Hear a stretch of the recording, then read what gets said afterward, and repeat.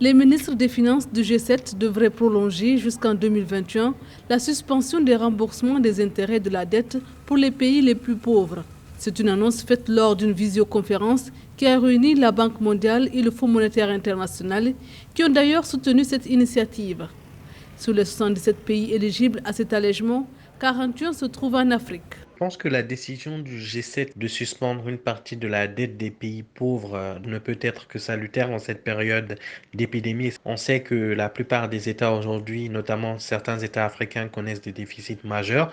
Donc ça va leur permettre de mettre en place des budgets qui seront des budgets à l'équilibre et aussi pouvoir allouer certaines dépenses, notamment des dépenses de santé, des dépenses d'investissement qui vont permettre le retour de la croissance. Les ministres des Finances du G7 ont exhorté tous les créanciers bilatéraux officiels à mettre pleinement en œuvre leur initiative de suspension du service de la dette du G20 pour les pays à faible revenu.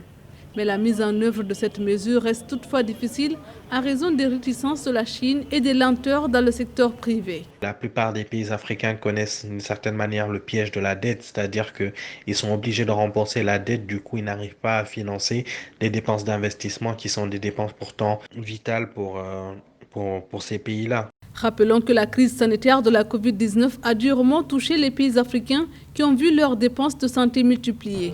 L'initiative de suspension du service de la dette jusqu'à la fin de l'année a permis aux bénéficiaires d'avoir une marge de manœuvre. L'endettement total du continent africain est estimé à 365 milliards de dollars, dont environ un tiers dû à la Chine.